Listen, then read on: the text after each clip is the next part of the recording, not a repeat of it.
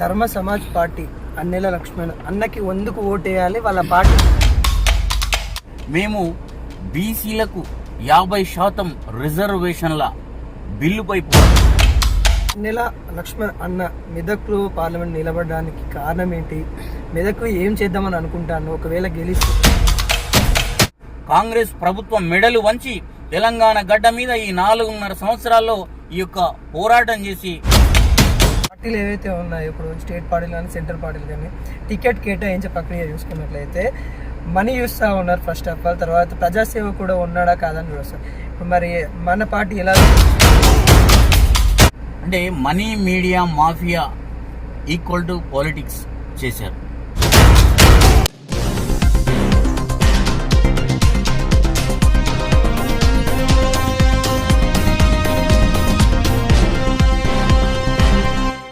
Legend TV, నేను మీ అనిల్. మనమైతే నిన్న నుండి చూస్తూ ఉన్నారు మెదక్లో అయితే ఉన్నాము. మరి మెదక్లో అయితే హేమాహేమలు అయితే పోటీ పడుతూ ఉన్నారు. అండ్ ఎవరు చూసినా ఎవరు తగ్గట్లేదు.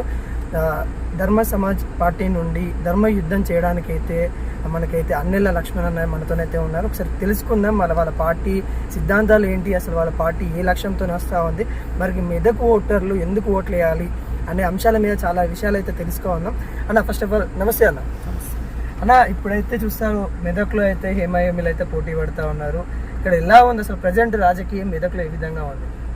ఓకే, మెదక్లో హేమాహేమీలు పోటీ పడుతున్నారని మీరు అనుకుంటున్నారు, కానీ వాళ్ళంతా ఒక 10% లేని వర్గాల నుంచి వచ్చిన వాళ్ళు 90% ఉన్నటువంటి బీసీ ఎస్సీ ఎస్టీల మీద పోరాటం చేయడం అంటే వాళ్ళు అంటే రాజకీయ స్వార్థం కోసం వాళ్ళు 10% లేనటువంటి వాళ్ళు ఎప్పుడు వాళ్ళ వర్గబంధంతో ఒకరు కాకపోతే మరొకటి రాజకీయాలు వల్ల అంటే జాగీరైనట్టు వాళ్ళే ఎంపీలుగా ఎమ్మెల్యేలుగా వాళ్ళే కొనసాగడం ఎంతవరకు న్యాయం అని చెప్తూ పార్లమెంటు బరిలో ధర్మ సమాజ్ పార్టీ కూడా తెలంగాణ వ్యాప్తంగా 17 స్థానాల్లో పోటీకి సిద్ధమైంది. అందులో భాగంగానే మెదక్ పార్లమెంటులో కూడా ధర్మ సమాజ్ పార్టీ పోటీ చేస్తూ ఉంది. ఇక ఉన్నటువంటి పరిస్థితులు చూస్తే మనం ఎందుకు వాళ్ళకు ఓటేయాలా, ఎందుకు ఓటేయద్దని మీరు అంటున్నారని మీరు మమ్మల్ని అడుగుతున్నారు. వాస్తవమే, ఈరోజు భారత రాజ్యాంగాన్ని పదే మారుస్తామని అంటున్నటువంటి ఈ బీజేపీకి ఈ మెదక్ పార్లమెంట్ అభ్యర్థి రఘునందన్ రావు గారికి ఎందుకు వేయాలి ఓటు అని ఇక్కడ ఉన్నటువంటి Telangana BC Medak parliament BC SC ST ప్రజలు మేము అడుగుతున్నాం.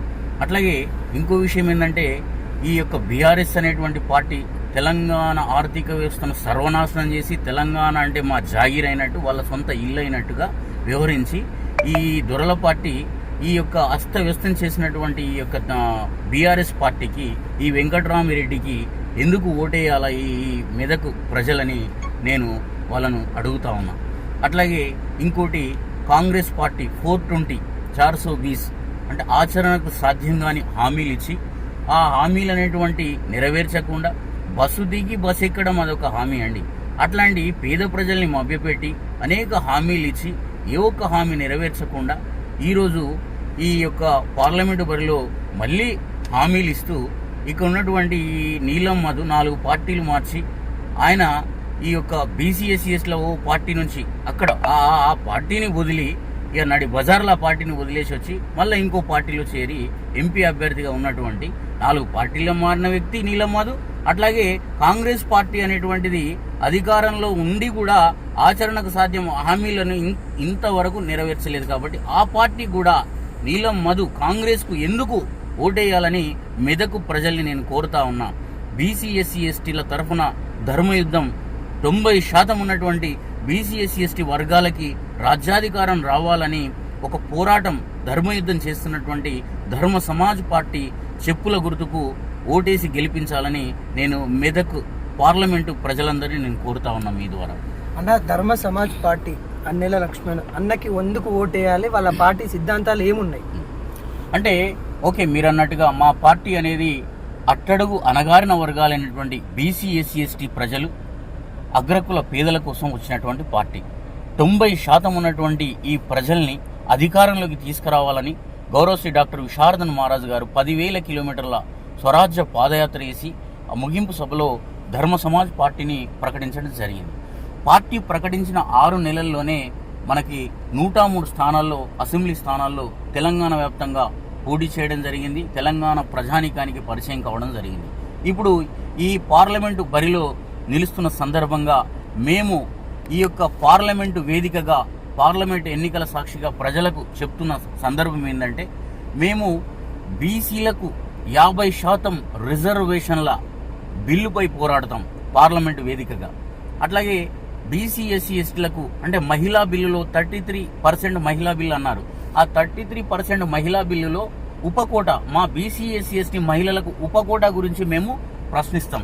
అట్లాగే కుల గణన గురించి బిల్లు గురించి డిమాండ్ చేయబోతున్నాం. అట్లాగే ఎస్సీ వర్గీకరణ, ఇట్లా చాలా బిల్లులు ఉన్నాయి. వాటితో పాటు ఈ విద్య, వైద్యం, ఉపాధి, భూమి, ఇల్లు, కనీసం మానవునికి కావాల్సినటువంటి ఈ 5 అవసరాలు ఇవ్వాలని రాజ్యాంగం చెప్తా ఉంది.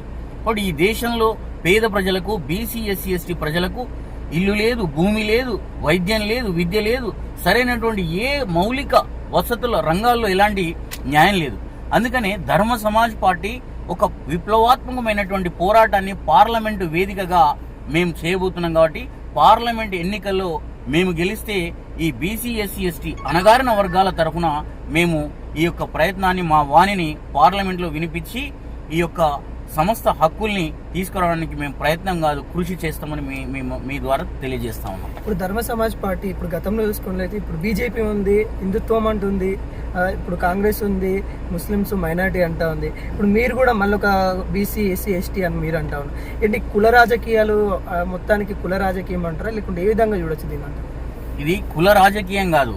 వాళ్ళు మతం అంటున్నారు, వీళ్ళు కులం అంటున్నారు. అంటే మేము రాజ్యాంగం అంటున్నాం.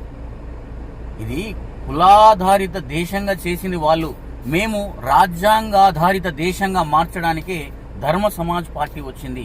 కాబట్టి వాస్తవంగా చెప్పుకోవాలంటే ఈ దేశంలో కుల వర్గం, కుల రాజకీయాలు, కుల చైతన్యం ఇవన్నీ జరుగుతూ ఉన్న సంగతి మీకు విషయం తెలిసింది. మరి ఓట్లు ఎవరి? BC SC ST. మరి గెలుస్తున్నది ఎవరు? ఒక 10% లేనటువంటి వాళ్ళు. మరి 10% రిజర్వేషన్లు కూడా ఈబీసీ కోట కింద వారు తీసుకున్నారు. కాబట్టి రాజకీయాల్లో కూడా 10% ఉంటే సరిపోతుంది కదా. 90% ఏమో రాజకీయాల్లో ఉంటారు, 10% రిజర్వేషన్లు తీసుకుంటారు. మరి వాస్తవంగా ఇక్కడ బీసీ ఎస్సీ ఎస్టీ ప్రజలు 90% ఉన్నారు కదా. వీళ్ళు కదా ఏ పార్టీ, ఈ బీఆర్ఎస్, బీజేపీ, కాంగ్రెస్, ఈ అగ్రవర్ణ పార్టీలన్నీ కూడా వీళ్ళంతా కూడా వాళ్ళకు టికెట్లు ఎవరికి ఇస్తున్నారు, ఏ సామాజిక వర్గాలకు అన్యాయం చేస్తా ఉన్నారు. మీరు ఈక్వేషన్స్, సమీకరణాలు చూడండి ఎంత అన్యాయం. వాళ్ళ యొక్క అధ్యక్షులు, రాష్ట్ర అధ్యక్షులు కావచ్చు, వాళ్ళ యొక్క ముఖ్యమంత్రి అభ్యర్థులు కావచ్చు, వాళ్ళ యొక్క ఎంపీ ఎమ్మెల్యేలు కావచ్చు, వాళ్ళ మెజారిటీ వర్గాలు ఎవరుంటే వాళ్ళకు సీట్లు ఎన్ని వస్తున్నాయో మీరు చూడండి. మేమేమంటున్నామంటే ఎవరి జనాభా ఎంత ఉంటే వారి రాజకీయ వాటా కూడా అంతే ఉండాలని మేము మా పార్టీ ద్వారా మా విశారదన్ మహారాజు గారు డిమాండ్ చేస్తా ఉన్నారు. సో మేమేమంటున్నామంటే మా పార్టీలో ఎవరి వాటా, ఏ కులం వాటా, మన బీసీ ఎస్సీ ఎస్టీ కులాలు ఏవైతే ఉన్నాయో, యాదవుల వాటా, గౌడ్ల వాటా, అట్లాగే ముదిరాజుల వాటా, మున్నూరు కాపుల వాటా, అట్లాగే ఎరుకల, యానాది, లంబాడి, మాదిగ, మాల, సబ్బండ కులాల వాటా తీసుకుందాం రండి. అసెంబ్లీ, పార్లమెంట్ సాక్షిగా రాజకీయ చైతన్యంతో మన ఓట్లు మనం వేసుకుందాం.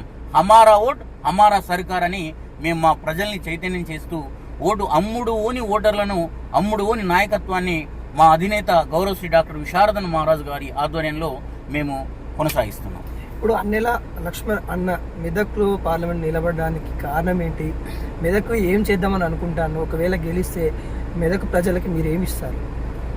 అదే మేము ఇందాక చెప్పింది అండి. అంటే వాస్తవంగా ఈ కూడు గూడు గుడ్డ కాదు, ప్రజలకు కావాల్సింది నాణ్యమైన విద్య, వైద్యం, ఉపాధి, భూమి, ఇల్లు, కనీసం ఇవి ఈ ప్రజలకు లేవు. వాస్తవంగా చెప్పాలంటే వైద్యం అంటాడు వాడు, అక్కడ మెడికల్ అంటే హాస్పిటల్ ఉంటుంది, ప్రైమరీ హెల్త్ సెంటర్, కానీ అక్కడ మందులు ఉంటే డాక్టర్ ఉంటే వాళ్ళ మీద ఎలాంటి కనీస బిల్డింగ్ ఉండదు, రెంట్లో ఉంటాయి. అట్లాగే వాటికి సంబంధించినటువంటి ఒక స్కూల్ చూస్తే ఎంత దారుణం అండి అని అంటే, ఆ స్కూల్లో ఒక ప్రయోగశాల ఉండదు. మా బీసీ ఎస్సీ ఎస్టీ పిల్లలు శాస్త్రవేత్తలు కావద్దండి. ఒక ప్లే గేమ్, ఒక ఆట స్థలం ఉండదు. మా పిల్లలు ఒలింపిక్ స్థాయి వరకు వెళ్ళొద్దా అంటే ఒక ల్యాబ్ ఉండదు, ఒక క్రీడా స్థలం ఉండదు, అట్లాగే పిల్లలు కూర్చోవడానికి సరైనటువంటి ఆ గది ఉండదు. ఇంత ఘోరమైనటువంటి స్కూళ్ళు. మీ బిడ్డలేమో కార్పొరేట్ లండన్ స్కూల్లో చదువుతారు, కేంబ్రిడ్జ్ స్కూల్లో చదువుతారు, యుఎస్ఏలో చదువుతారు. మా పిల్లలేమో ఈ యొక్క చిన్న పడాబడ్డ స్కూల్లో చదవడం ఎంతవరకు న్యాయం? అందుకే మేమేమంటున్నామంటే మేము అధికారంలోకి వస్తే, ఇప్పుడైతే అసెంబ్లీ ఎన్నికలు అయిపోయాయనుకోండి, అంటే మేము పార్లమెంట్ వేదిక ద్వారా కూడా బీసీ ఎస్సీ ఎస్టీ వీళ్ళందరికీ కూడా అగ్రకుల డిఎఫ్సి అని అంటే మేము డెమోక్రటిక్ ఫార్వర్డ్ క్యాస్ట్, అగ్రకుల ప్రజాస్వామ్యవాదులకు, అగ్రకుల పేదలకు కూడా న్యాయం చేయడానికి ఉంది ఈ పార్టీ. వాళ్ళు మాకేం వ్యతిరేకం కాదు.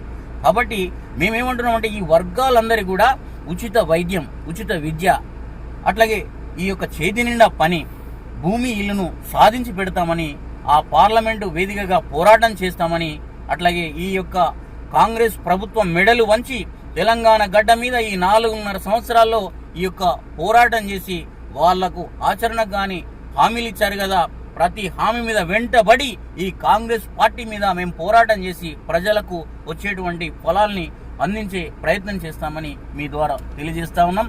మెతుకు సీమ మెదక్ 18 సార్లు ఈ లోక్సభ ఎలక్షన్లు జరిగాయండి. ఇక్కడ ఈ లోక్సభ ఎలక్షన్స్లో 18 సార్లు జరిగితే రెడ్లు వెలుమలే మొత్తం పరిపాలన చేశారు.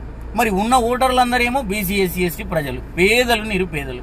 వీళ్ళకు ఎంపీగా ఒక్కసారన్నా పార్లమెంటుకు పోయే అవకాశం లేదా అండి? మరి ప్రతిసారి మేమే ఉంటామనే కాకుండా మీకు కూడా ఒక అవకాశం ఇస్తామనేది ఎందుకు రాకూడదు ఈ బీఆర్ఎస్, కాంగ్రెస్, బీజేపీ వాళ్ళకి? అందుకనే వీళ్ళు వాళ్ళ కోసం చూస్తారు కనుక మా వర్గాల నుంచి ఒక ప్రతినిధిగా ఉండాలి. కాబట్టి బీసీ ఎస్సీ ఎస్టీల తరఫున ఉన్నటువంటి భారత రాజ్యాంగ రక్షణ పార్టీగా ధర్మ సమాజ్ పార్టీ పార్లమెంటు బరిలో నిలిచిందని మీకు తెలియజేస్తాము. అన్న, ఇప్పుడు మీరు అన్నది బాగానే ఉంది. అంటే బీసీలకి, ఎస్సీ ఎస్టీలకి ఏదైతే ఇబ్బంది అవుతుందో దాని మీద ఏదైతే రిజర్వేషన్స్ ఉన్నాయో, ప్రజలు ఎంత ఉన్నారో పాలన కూడా అంత కావాలన్నాడు. ఇప్పుడు అలాంటప్పుడు కూడా కొంతమంది కొన్ని పార్టీల నుండి బీసీలే నిలబడతా ఉన్నారు. ఇక్కడ ముద్దిరాజు సమాజానికి చెందిన వాళ్ళు కానీ ఇట్లా ఉన్నారు. మరి వాళ్ళకి సపోర్ట్ ఇవ్వచ్చు కదా, వాళ్ళతో మీరు కలవచ్చు కదా. అంటే మీరు అన్నది కరెక్టే, కానీ ఉదాహరణ ఎస్సీ ఎస్టీ నియోజకవర్గాలు ఉన్నాయి. అట్లాగే ఒక ప్రాంతంలో బీసీ నాయకుడు కూడా ఆ పార్టీ బ్యానర్ మీద నిల్చుంటారు. కానీ పార్టీ అధినాయకత్వం ఎవరు? ఆయన చేతుల్లో ఉండదు కదా. ఇప్పుడు బీఆర్ఎస్ ఉంది, వెలమదూరం ఉన్నారు.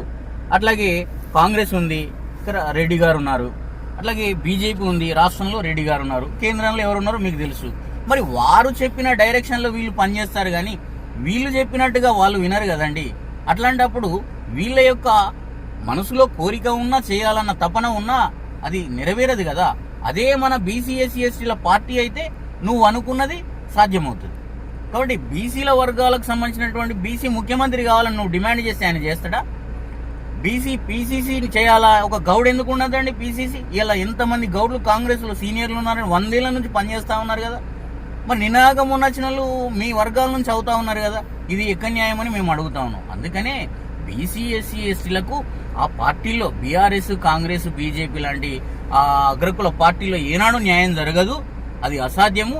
వాళ్ళు అనుకున్నది ఎమ్మెల్యేలు, ఎంపీలు అయినా కూడా వాళ్ళు అనుకున్నది నెరవేరదు. అదే మన పార్టీలో, ఈ యొక్క అణగారిన వర్గాల పార్టీలో వారు ఉంటేనే వారు ఎంత చేయాలన్నా ప్రజలకు అంత చేసే అవకాశం ఉంటుంది. ఇప్పుడు చూస్తే పార్టీలు ఏవైతే ఉన్నాయో, ఇప్పుడు స్టేట్ పార్టీలు కానీ సెంట్రల్ పార్టీలు కానీ టికెట్ కేటాయించే ప్రక్రియ చూసుకున్నట్లయితే మనీ చూస్తూ ఉన్నారు ఫస్ట్ ఆఫ్ ఆల్. తర్వాత ప్రజాసేవ కూడా ఉన్నాడా కాదని చూస్తారు. ఇప్పుడు మరి మన పార్టీ ఎలా చూస్తుంది? అంటే money, media, mafia equal to politics చేశారు. అంటే మనీ, మీడియా, మాఫియా అంటే రాజకీయాలైనటువంటి ఈ కొన్ని పార్టీలు, ఈ పార్టీలన్నీ కంపెనీలు, బిజినెస్ కంపెనీలు, ఇవి పార్టీలు కావు. ఈ బిజినెస్ కంపెనీలు అలా తయారు చేసే ఏం చేద్దాం, దౌర్భాగ్యం ఈ దేశంలో. మళ్ళీ పెద్ద పెద్ద వల్లిస్తూ ఉంటారు. సో ఈ ప్రమాదం ఏంటంటే బీసీ ఎస్సీ ఎస్టీలు ఏదో ఫైనాన్షియల్గానో ఏదో రకంగా భావ చైతన్యం, అక్షర చైతన్యం ఇవన్నీ లేవు. కాబట్టి వీళ్ళను అనేక రకాలుగా మాయ చేసి వాళ్ళు ఈ యొక్క మందుకో, మాంసానికో ఏదో రకంగా ప్రతి ఎన్నికల్లో కొనుగోలు శక్తిని వాళ్ళలో ఉంది గనక ఆ యొక్క ఓటు రేటును దళితులు, బీసీలు చైతన్యం అవుతుందంటే ఓటు చైతన్యాన్ని, అంటే ఓటు రేటును పెంచుతూ ఈ యొక్క మళ్ళీ వాళ్ళే అధికారంలోకి రావడానికి కుట్రలు పండుతున్నారు. ఆ సంఘాలు, వివిధ పార్టీల నుంచి, అణగారిన వర్గాల నుంచి వచ్చినటువంటి వారిని కూడా అణచివేయడము, లొంగ తీసుకోవడం జరుగుతూ ఉంది. అందుకనే ధర్మ సమాజ్ పార్టీ ఈ యొక్క ధర్మ యుద్ధం ఏంటంటే రాజకీయ యుద్ధం, అమ్ముడు ఓని ఓటర్లను, నాన్ సేలబుల్ లీడర్స్.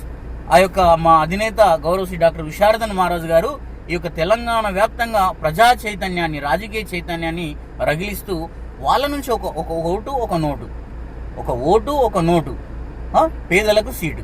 కాబట్టి ఈ యొక్క ఒక ఓటు వేయండి, ఒక నోటు ఇవ్వండి, 10 రూపాయలు, 20 రూపాయలు ఇట్లా ధర్మనిధి వాళ్ళ ధర్మ గల్లాలో వాళ్ళు ఇచ్చినటువంటి ఆ యొక్క సహకారంతో ఇంత మా కరపత్రాలు అవి ఇవి ఇవన్నీ ఇలాంటి కరపత్రాలు తీసుకొని మేము ప్రింట్ చేసుకొని ఈ యొక్క మా గుర్తు, మా యొక్క వాణి, మా యొక్క ఉద్దేశం, పార్టీ లక్ష్యం ఇవన్నీ ప్రజలకు తెలియజేస్తూ మేము ముందుకెళ్తూ ఉంటాం. కాబట్టి ఈ యొక్క ప్రలోభాలకు లొంగకూడదు. ఆ యొక్క ప్రలోభ పెట్టినవాడు వాళ్ళను ఖచ్చితంగా ఈ ఎన్నికల్లో మనం ఫిర్యాదు చేయాల్సిందని చెప్పేసి కూడా మేము తెలియజేస్తూ ఉన్నాం. కాబట్టి ఓట్లు కొన్నవాడు, కొనుక్కున్న వాళ్ళు కూడా అది నేరమే అని చెప్పేసి కూడా తెలియజేస్తూ ఉన్నాం. ఓటును అమ్ముకోవడం అంటే మహాపాపం. ఓటు అమ్ముకోవడం వల్లనే మనకు రక్తం లేదు, ఓటు అమ్ముకోవడం వల్ల మన బిడ్డలకు పౌష్టికాహారం లేదు, మనకు స్కూలు లేవు, మనకు వైద్యం లేదు, విద్య లేదు, సమస్తం లేదని మేము మా ప్రజలకు తెలియజేసి మన ఓటును మనం వేసుకుందాం, మన ఓటు మనం వేసుకుంటే సర్వం మనం సాధించుకోవచ్చని ఈ అనేక విషయాల్ని వాళ్ళకు అవగాహన కలిగించి ఓటు చైతన్యం కలిగిస్తా ఉన్నాం. ఇప్పుడు లాస్ట్గా మెదక్ ప్రజలకి మీరు ఏం చెప్పదలుచుకున్నారు? ఇక్కడ పార్లమెంటు ఉన్న ప్రజలకి ఏం చెప్పదలుచుకున్నారు? ఇక్కడ నేనేమంటున్నానంటే, మెదక్ ప్రజలారా, ఈ మెదక్ పార్లమెంటు పరిధిలో సిద్దిపేట, సంగారెడ్డి, అట్లాగే మెదక్ 3 జిల్లాల కలయిక ఉంది. ఈ యొక్క మెదక్ పార్లమెంటు చారిత్రకమైనటువంటిది అని అంటారు. అట్లా వాస్తవమే. కానీ బాధాకరం ఏంటంటే, పేదలు, బలహీన వర్గాల వారు ఇక్కడ ఎంతో మంది, హైదరాబాదుకు అత్యంత దగ్గరలో ఉన్నటువంటి ఈ జిల్లాలు అయినప్పటికీ ఇక్కడ చాలా దుర్భరమైనటువంటి పరిస్థితులు ఉన్నాయండి. ఇది చాలా బాధాకరం. 50 కాదు, ఈ భారతదేశంలో స్వాతంత్రం వచ్చిన తర్వాత 75 ఏళ్ల నుంచి ఇక్కడ దొరలు, ఇలా అగ్రకుల దొరలు మాత్రమే పరిపాలన చేస్తూ ఉన్నారు. వాళ్ళ ఒక కోటగా, ఒక గడిగానే దీన్ని రాజకీయ గడిగా మార్చుకున్నారు. ఇది ఎంత బాధాకరమైనటువంటి విషయం అంటే, అందుకే బీసీ ఎస్సీ ఎస్టీ ప్రజలారా, మీరు ధర్మ సమాజ్ పార్టీ మన ద్వారా మన కోసం ధర్మయుద్ధం చేస్తూ ఉంది. కాబట్టి గౌరవ శ్రీ డాక్టర్ విశారదన్ మహారాజ్ గారి నేతృత్వంలో ఈ ధర్మ సమాజ్ పార్టీ తరఫున నేను మెదక్ పార్లమెంట్ అభ్యర్థిగా బరిలో ఉన్నాను. మీరందరూ చెప్పుల గుర్తుకు ఓటు వేసి నన్ను గెలిపించాల్సిందిగా మీకు విజ్ఞప్తి చేస్తా ఉన్నాను. అన్నిల లక్ష్మణన్ నేను ఈ యొక్క చెప్పుల గుర్తు మీద ధర్మ సమాజ్ పార్టీ ద్వారా బరిలో ఉన్న సందర్భంగా మీరందరూ కూడా మీ అమూల్యమైనటువంటి ఓటు వేసి నన్ను గెలిపించాల్సిందిగా మీ అందరికీ విజ్ఞప్తి చేస్తా ఉన్నాను. ఇది ధర్మ సమాజ్ పార్టీ అన్నిల లక్ష్మణ అన్నయ్యతోనైతే ఈరోజు అయితే చూద్దాం మరి ఇక్కడ ఎటువంటి తీర్పిస్తారు, ఈ ప్రజలు ఏ విధంగా ఉండబోతుందని అయితే ఇంకా కొన్ని ముందు రోజులు అయితే మీకైతే తెలుసా ఉంది. మరి ఇక్కడ మరి ఈయన ఒకవైపు ఏదైతే కులాల గురించి చేస్తూ ఉన్నారో దానికి అపోజిట్గా ధర్మం గురించి చేస్తున్నా అని చెప్తా ఉన్నారు. కెమెరామెన్